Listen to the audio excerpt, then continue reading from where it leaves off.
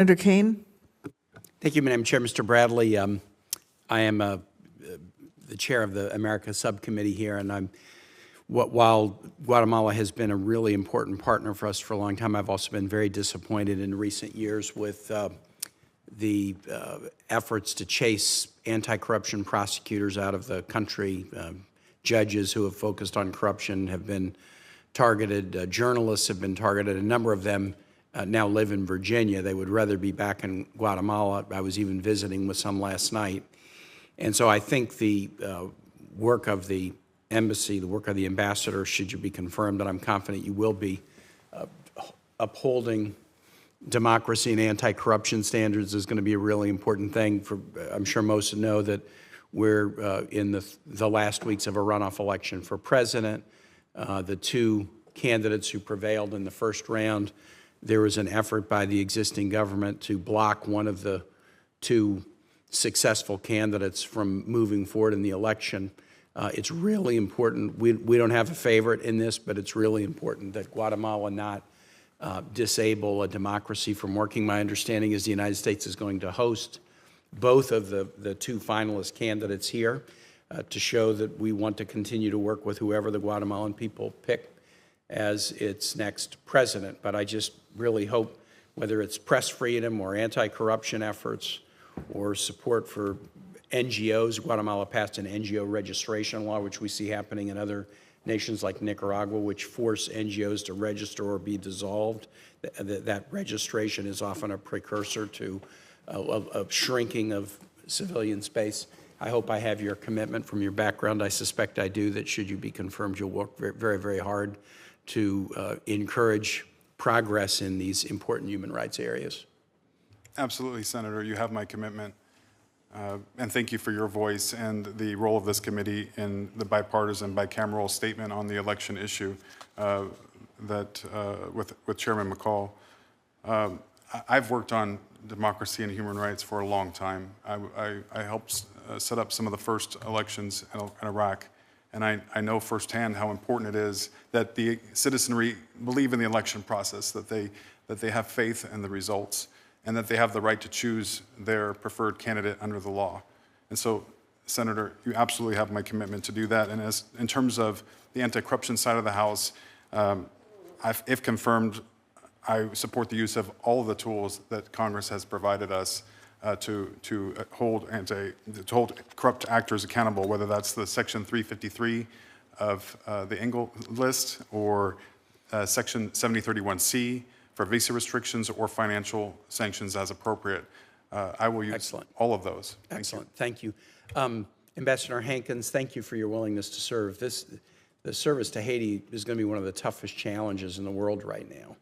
And you've served in Haiti before, so you go in with a love for the country and a love for the Haitian people and understanding for some of the challenges. We're going to have a hearing in our committee tomorrow on Haiti, where Secretary Nichols and others will be here on behalf of the administration and others who care a lot about Haiti.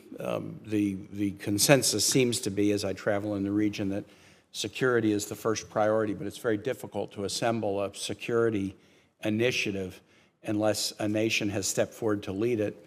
And there's a whole lot of reasons why the nations that might be asked to lead it, legitimate reasons why they've been reluctant. The United States, we have a history with Haiti that might not make us the most credible leader. France has a history that might not make it the most credible leader. Dominican Republic should play a role. They couldn't be the most credible leader.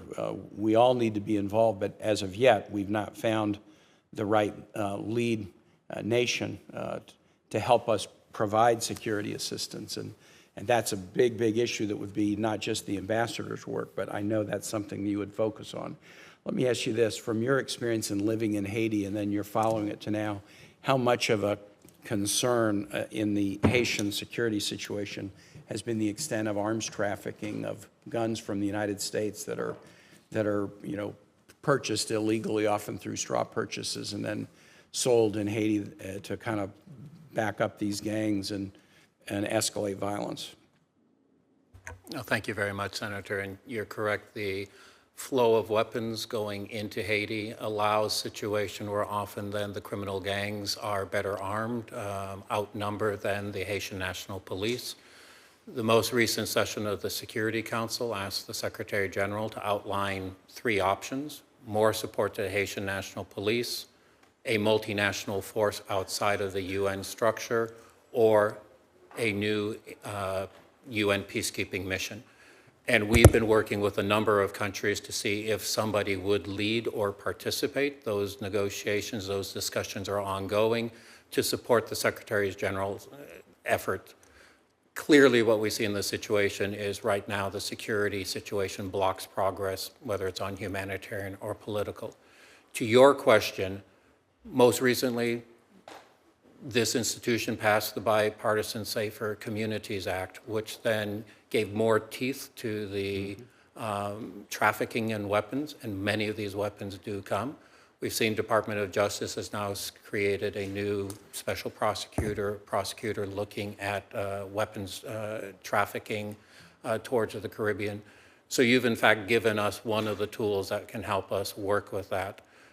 We look at trafficking in both directions, whether it be trafficking of human beings to the United States, but clearly there is a problem of trafficking of weapons from the United States to Haiti. I've exceeded my time, but if I could just say, Madam Chair, I asked the question about arms because sometimes when we see a situation, particularly in our hemisphere, where there's violence or chaos, we kind of, wonder, well, why do we need to get involved in this? Why does the United States need to be a problem solver in Haiti? Or why are folks from Central America, coming to our shores as if we are not connected to the misery in those countries?